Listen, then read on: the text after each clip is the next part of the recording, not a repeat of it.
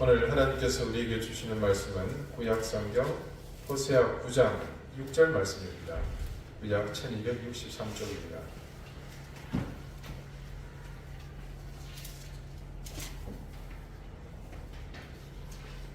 호세아 9장 6절 말씀을 제가 읽겠습니다. 이제 다 같이 자리에서 일어나 하나님의 말씀을 경청하십시오. 보라, 그들이 멸망을 피하여 갈지라도 애굽은 그들을 모으고 노브는 그들을 장사하리니 그들의 은은 귀한 것이나 찔레가 덮을 것이요 그들의 장막 안에는 가시덤불이 퍼지리라. 아멘. 자리에 앉으시기 바랍니다. 하나님께서 이 말씀으로 우리에게 은혜 주시기를 원합니다.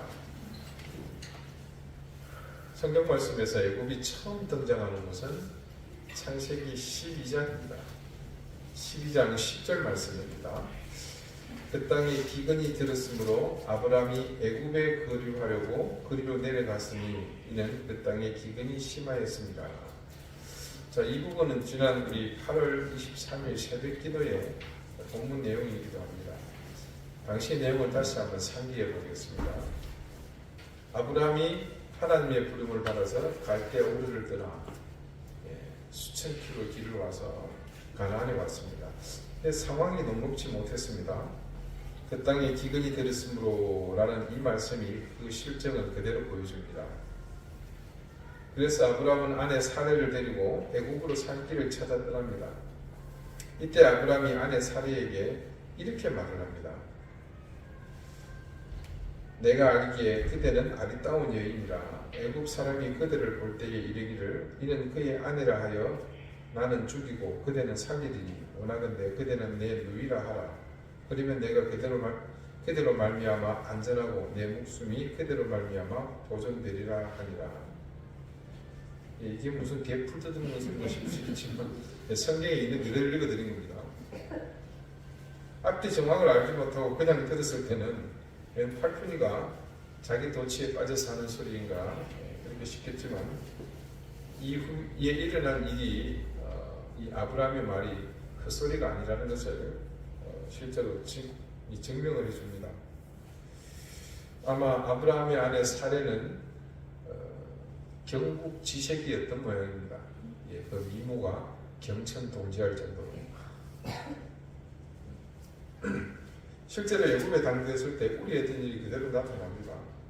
아브라함이 애굽에 이르렀을 때에 애굽 사람들이 그 여인이 심히 아름다움을 보았고 바로의 고관들도 그를 보고 바로 앞에서 칭찬함으로 그 여인을 바로의 궁으로 이끌어 들인지라. 고관들은 미색이 뛰어난 이 사례를 바로 왕에게 보냅니다. 아마도 당시 모든 미녀는 왕의 차지였던 모양입니다. 이런 분위기가 그 시대의 형편이었던 것 같죠. 그래서 아브라함의 아들 이삭도 나중에 아버지와 똑같은 일을 행하는 걸 보면 그 시대 상황이 그랬던 모양입니다. 아무튼 아브라함은 졸지에 부인을 팔아서 한미천 챙기게 됐습니다. 왜냐하면 이에 바로가 그로 말미암아 아브라함을 후대함으로, 여기서 그라는 것은 경북지색 경천동지 그 여인을 말합니다. 후대함으로 아브라함이 양과 소와 노비와 암수 나귀와 낙타를 얻었더라. 자, 하지만 하나님의 생각은 달랐습니다. 말씀이 증거하는 대로 아브라함의 아내 사레를 부인으로 들이려다가 바로가 하나님으로부터 제대로 얻어맞습니다. 여호와께서 아브라함의 아내 사레의 일로 바로와 그 집에 큰 재앙을 내리신지라. 화들짝 놀란 바로는 아브라함을 채근해서 일의 자초지종을 듣게 됩니다. 바로가 아브라함을 불러서 이르되 네가 어찌하여 나에게 이렇게 행하였느냐? 네가 어찌하여 그를 네 아내라고 내게 말하지 아니하였느냐? 그것도 말이야. 네가 어찌 그를 누이라 하여 내가 그를 데려다가 아내를 삼게 하였느냐? 아니면 내가 죽는데 내 아내가 여기 있으니 이제 데려가라 하고 바로가 사람들에게 그의 일을 명하여 그들이 그와 함께 그의 아내와 그의 모든 소유를 보내었더라. 결국 아브라함은 방면대 집으로 돌아옵니다. 자, 이 사건은 들으시면서 느끼셨겠지만 제가 아브라함과 사레라고 표현했죠. 아브라함이 되고 사라가 되기 이전에 일어났던 일입니다. 그러니까 하나님에 대한 신앙이 그렇게 썩 깊었다고 보기는 조금 어려운 그런 시기가 아닌가. 아무튼 근데 아브라함이 여기서 간구하고 있는 것이 두 가지가 있습니다. 먼저 하나님이 이 형편을 알지 못하실 것이라는 섣부른 판단입니다. 전능하신 하나님에 대한 이해가 부족했죠. 다음은 그가 하나님을 온전히 신뢰하지 못한 부분입니다. 그가 갈대아 우르를 떠나 이곳까지 오게 된 배경은 하나님의 약속을 신뢰해서였습니다. 아브라함을 열국의 아비로 만들어 주실 것이고 그가 또한 복의 근원이 될 것이라는 그 약속만입니다. 이 부분은 또 뒤에 한 번 더 보도록 하겠습니다. 자, 그 다음 또 애굽이 등장하는 곳이 있습니다. 창세기 13장에 기록된 아브라함과 조카 롯에 관한 말씀입니다. 아브라함의 일행 롯도 양과 소와 장막이 있으므로 그 땅이 그들이 동거하기에 넉넉하지 못하였으니 이는 그들의 소유가 많아서 동거할 수 없었음이니라. 그러므로 아브라함의 가축의 목자와 롯의 가축의 목자가 서로 다투고 또 가나안 사람과 브리스 사람도 그 땅에 거주하였는지라. 아브라함이 조카 롯의 식솔들과 함께 거주하고 있었습니다. 그런데 두 집단이 다 소유가 많았던 모양입니다. 그러다 보니 자연 가축을 책임진 목자들 사이에 다툼이 자주 발생했습니다. 아브라함은 이 사실을 해결하기 위해 조카 롯에게 제안을 합니다. 아브라함이 롯에게 이르되 우리는 한 친족이라 나나 너나 내 목자나 네 목자나 서로 다투게 하지 말자. 네 앞에 온 땅이 있지 아니하냐? 나를 떠나가라. 네가 좌하면 나는 우하고 네가 우하면 나는 좌하리라. 참 좋은 시절이죠, 그죠? 아무데나 가서 깃발 꽂으면 자기 땅 되는 거잖아요. 삼촌이 어른으로서 한 겁니다. 조카 롯은 그 제안을 수용하여 먼저 자신이 보기에 좋아 보이는 곳을 선택합니다. 이에 롯이 눈을 들어 요단 지역을 바라본즉 소알까지 온 땅에 물이 넉넉하니 여호와께서 소돔과 고모라를 멸하시기 전이었으므로 여호와의 동산 같고 애굽 땅과 같았더라. 그러므로 롯이 요단 온 지역을 택하여 동으로 옮기니 그들이 서로 떠난지라.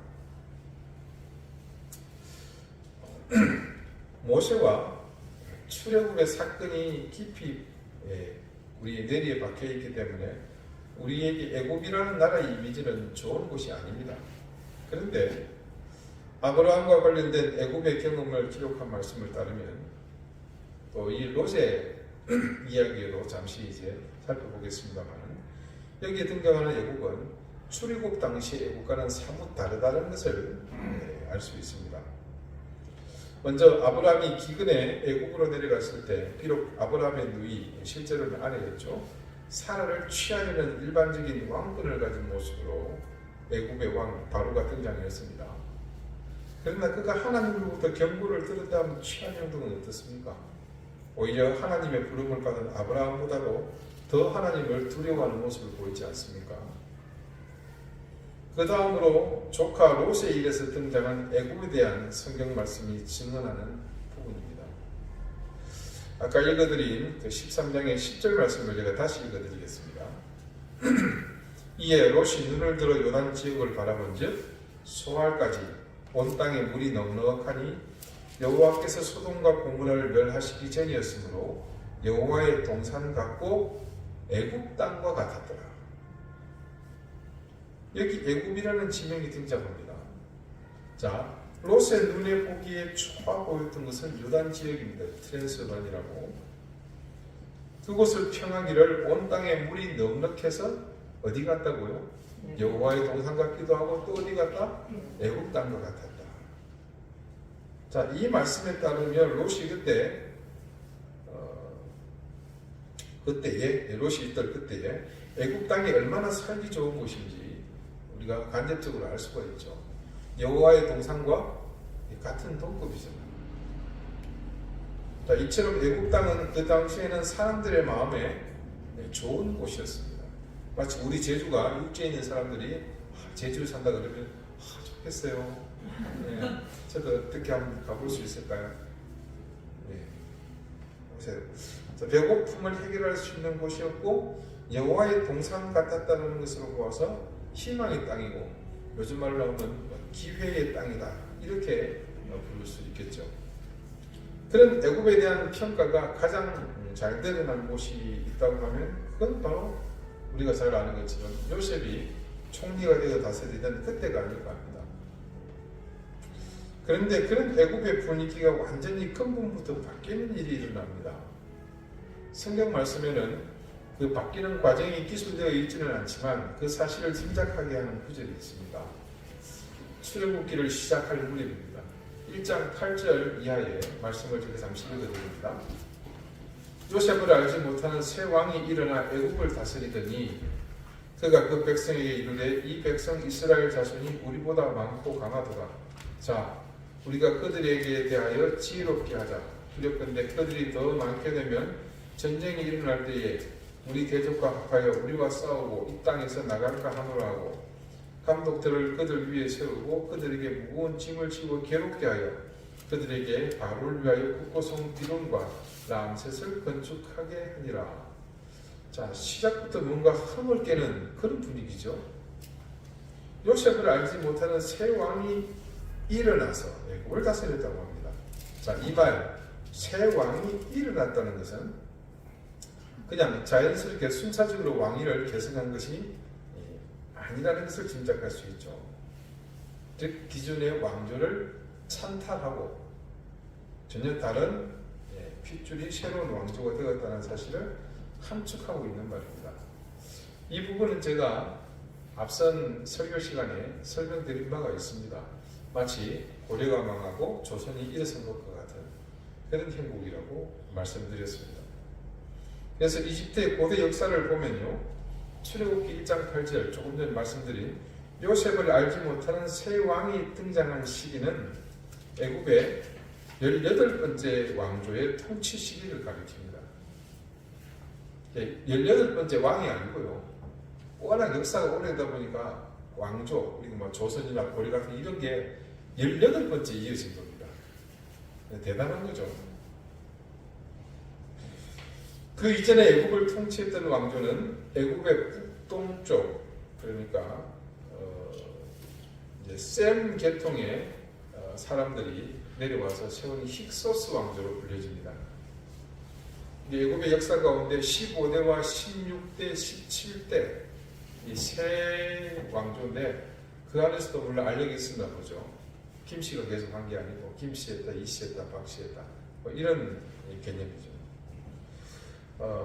그렇게 15대와 16대, 17대의 왕조를 이 셈 계통의 힉소스 왕조가 이어졌고요. 이 왕조는 조금 전에 말씀드린 대로 애굽 토착민이 아닙니다. 굴러 들어온 셈족의 후예이다 보니까 비교적 배타적이지 않고 타민족에 대해서 호의적인 정책을 폈습니다. 거기에 대해서 이 왕조가 셈족 계통이라고 그랬죠. 그래서 몇 대만 거슬러 올라가게 되면 아브라함의 가문과도 한 뿌리임을 알 수 있습니다. 그래서 자연 야곱의 후손들, 특히나 요셉과의 인연 등으로 인해서 이 이스라엘 민족과는 그 집안과는 밀접한 관계였다고 볼 수 있겠습니다. 그래서 이전 아브라함 때의 애굽에 대한 기록들이 호의적이었던 것은 이런 배경이 일조했다고 볼 수 있습니다. 그런데 이 힉소스 왕조는 이스라엘 백성이 애굽에 들어온 지 약 300년이 지난 주전 1580년경에 애굽 18대 왕조의 아흐모스 1세에 의해서 무너졌습니다. 새롭게 들어선 18대 왕조는 순수 애굽 본토인으로서 이방인 힉소스인의 정권을 무너뜨리면서 요셉의 모든 업적까지 말살하고 토착 왕조의 지배를 확립하여 나갔습니다. 자, 요셉을 알지 못하는 새 왕은 이 18왕조 가운데 주전 1539년에서 1514년까지 약 25년간 통치한 18대 왕조의 세 번째 왕 투트모스 1세로 알려져 있습니다. 이 투트모스 1세는 강한 탄압 정책을 펴가지고 히브리인들이 감당하기 어려울 정도로 무거운 노력을 시켰습니다. 그리고 대표적으로 잘 아는 끔찍한 사건이 있죠. 새로 태어나는 히브리 사내 아이들을 난강에 던져 모조리 죽이는 이제 그 민족의 씨를 말살시키겠다는 정책까지 폈습니다. 이러한 때 레위 지파 아므람과 요게벳 사이에 모세가 태어났습니다.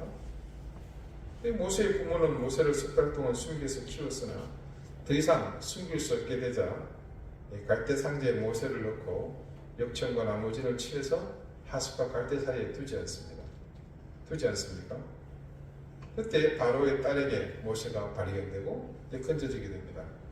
이때 모세를 날강에서 건져낸 바로의 딸이 바로 투트모스 1세의 딸 하셉수트라고 전해집니다. 자, 간략하게 살펴본 요셉을 전후해서 애굽의 역사를 보니까 성경 말씀에서 갑자기 히브리인들의 상황이 왕에 의해 그 신분이 뒤바뀐 이유를 충분히 우리가 짐작할 수 있습니다. 그 이후로부터 애굽은 이전과 전혀 다른 양상을 보입니다. 예전에 바로 파라오는 하나님을 알고 경외하는 사람이었던 반면에 이후로 새롭게 애굽 토착민으로 왕권을 잡은 바로는 하나님을 대적하는 대표적인 세력으로 등장합니다. 그래서 출애굽의 배경은 한마디로 이런 바로의 세력 하에서 하나님의 주권 아래로 당신의 백성을 되돌리는 그런 사역이 바로 출애굽 사건이었던 겁니다. 그런 의미에서 출애굽 과정에서 일어난 싸움은 단순히 통치 핵심인 바로와의 투쟁이 아니었습니다. 약 400년 동안 적어도 10대 이상을 걸쳐서 뿌리내리고 사는 이스라엘 백성의 혈관에 녹아든 이 애굽의 모든 관습의 피를 제거하는 그런 일의 시작이었습니다. 그리고 애굽에서 바로의 소나기를 벗어난 이스라엘 백성은 애굽과 정반대의 환경에서 서서히 자신들의 묵은 때를 벗겨내는 훈련을 받게 되었습니다. 이 광야의 삶을 통해서 여러분, 이스라엘 백성은 애굽에서의 삶이 어떤 의미인지 그리고 하나님의 의도하심을 그들이 정확히 자신들의 삶으로 보여주었습니다.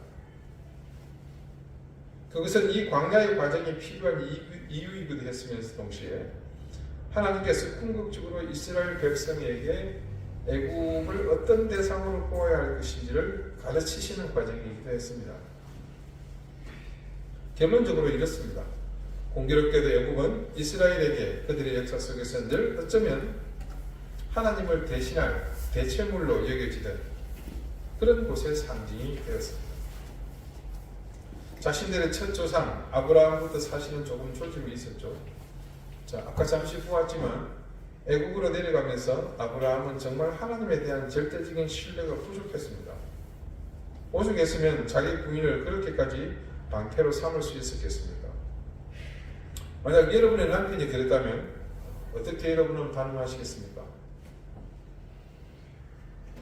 대답하기 어렵죠. 아니 뭐 인물이 빼어나서 그랬다는데 이게 뭐 책망하고 원망하기보다는 오히려 감사해야 되나 그런 생각도 들죠. 그거에 쏘으면 안 된다니까요.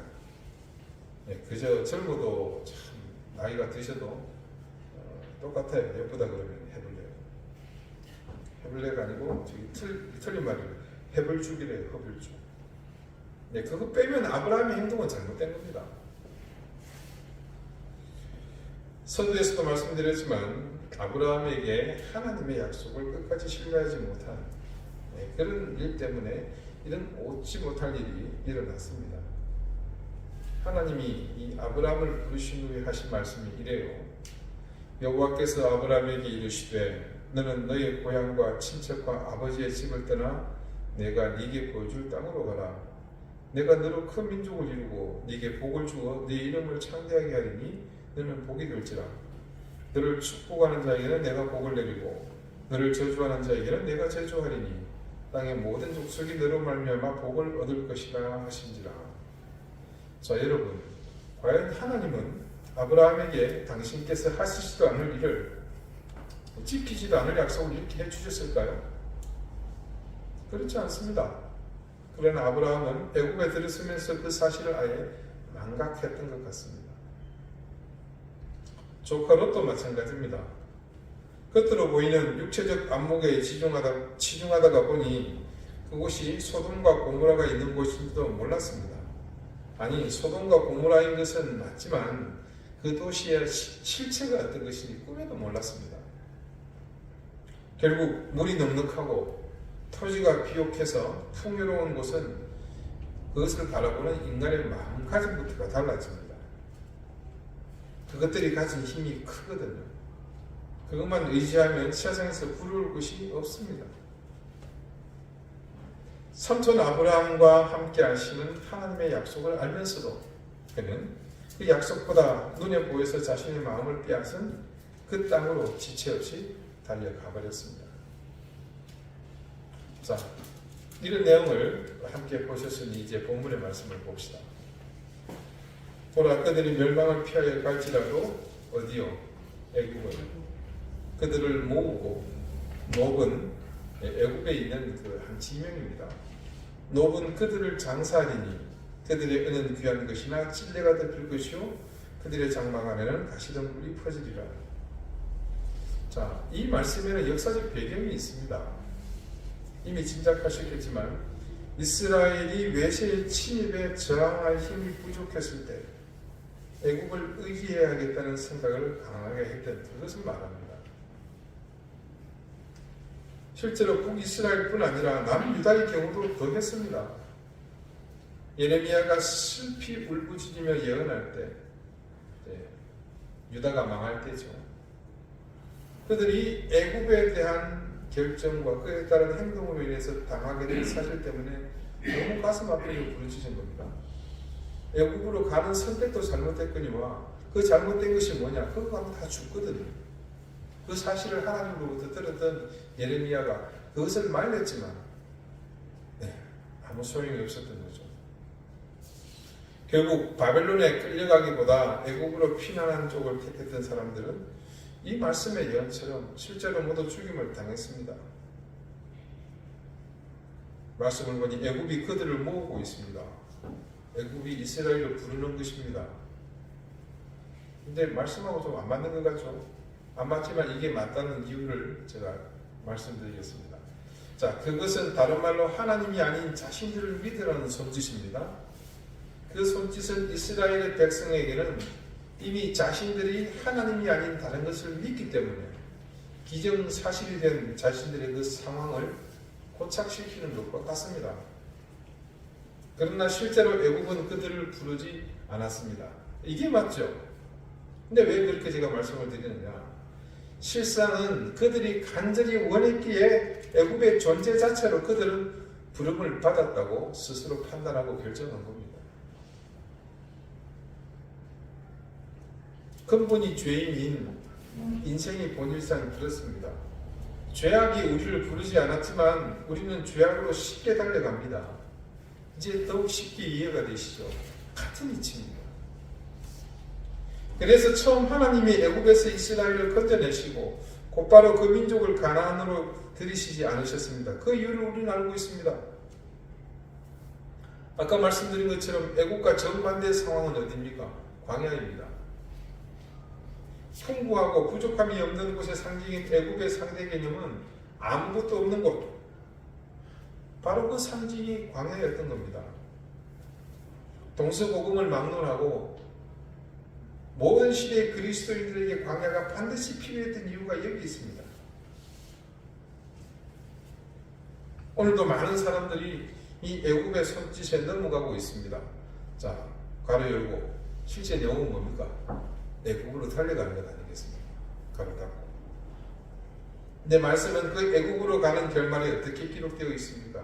애굽은 그들을 모으고 놉은 그들을 장사하리니. 그들을 받아다가 인신매매 파는 게 아니고 여기서 장사는 뭡니까? 땅 파고 묻어버리는 거죠. 결국 애굽의 놉 땅에서 그들이 모두 장사 지내게 된다, 죽게 된다는 뜻입니다. 멸망을 뜻합니다. 그때나 지금이나 애국을 갈망하는 마음은 그 한켠에 하나님에 대한 절대적인 신뢰 대신에 다른 의지할 대상을 찾는 마음은 모두에게 변함없이 여전히 한켠에 크게 자리하고 있는 듯합니다. 지난주 대림절을 시작하면서 우리에게 이 시기가 은혜의 시간인 이유를 알게 되었습니다. 그 이유와 더불어 오늘 우리는 성경 말씀이 증언한 것을 통해 또 깨닫게 됩니다. 오늘날 현대인들은 풍요로움을 기대합니다. 그리고 세상은 그 풍요로움을 향해 끊임없이 매진합니다. 그래서 그 풍요로움을 향하는 모든 수단과 방법이 동원되고 있으며 그것을 꿈꾸며 그것을 향해 달려가는 것이 절대 선으로 여겨집니다. 우리 역시 이 시대를 함께 살고 있기에 세상의 사조와 우리의 의식이 크게 다르지 않습니다. 그런 세상 속에서 하나님을 최우선 가치로 살고자 애쓰는 우리는 과연 무엇을 기다려야 할까요? 여러분이 기다리는 것이 혹시 애굽의 풍요로움은 아니시겠죠? 진정한 구원의 삶, 거듭난 인생이 구하는 것은 절대로 육신의 풍요로움이 될 수는 없습니다. 부자로 사는 것이 우리 신앙의 목적이 되어서는 안 된다는 것과 같은 이치입니다. 인생의 부유함은 하나님이 주실 수도 있거니와 또한 일부러 허락하시지 않을 수도 있습니다. 그것이 우리의 구원과 절대적인 관계가 있다면 이 세상의 모든 그리스도인은 부자가 되어 있을 겁니다. 그리고 우리가 애써 전도하지 않아도 사방 천재 믿는 사람들이 넘쳐나지 않겠어요? 세상이 온통 교회로 이미 뒤덮여 있을 겁니다. 지금도 충분히 많이 덮여 있긴 합니다만 사실 너무 쉬운 일 아니겠어요? 그렇게 하면 하나님이 바보도 아니고 왜 이렇게 어렵게 만들어놔서 모두 힘들게 하는 걸까요? 그러나 하나님께서 그렇게 하시지 않는 이유를 우리는 잘 알고 있습니다. 어리석은 인간이 에덴 동산의 모든 것이 자신의 것이라는 사실은 안중에도 없이 하나님이 금하시는 그 한 가지 때문에 종국의 모든 것을 잃어버리지 않았습니까? 그리고 풍요로움이 목적이 되었을 때 죄인인 인간이 과연 하나님을 선택하는 삶을 살 수나 있겠습니까? 결국 우리 영혼의 구원은 소유의 많고 적음에 있는 것이 아니라 전적인 하나님의 은혜로 주어지는 것이기에 우리의 관심이 머물러야 할 곳은 그곳이 아닙니다. 그래서 오늘 호세의 말씀은 이렇게 맺고 있습니다. 그들의 은은 귀한 것이나 어떻게 돼요? 찔레가 덮을 것이고 그들의 장막 안에는 가시덤불이 퍼지리라.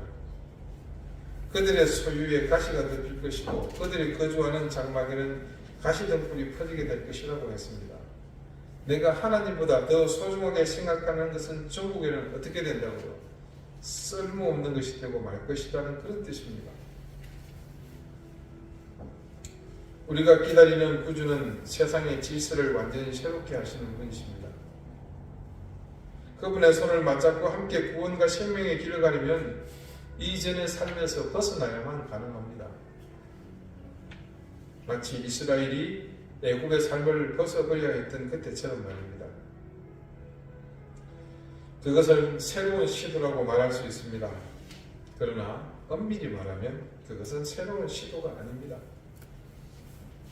하나님 나라로의 회귀, 그리고 우리가 처음 지원받은 하나님의 가장 빼어난 창조물, 하나님의 형상을 따라 창조된 하나님이 가장 사랑하는 피조물인 하나님 자녀의 삶으로 회복되는 것일 뿐입니다. 주님께서 우리 인생의 주인이 되지 못하면 우리의 인생은 애굽의 유혹에 휩쓸려 종국에는 그 결말이 함께 장사되고 말 것입니다. 우리가 주님의 오심을 대망하는 목적과 이유는 절대로 변할 수 없습니다.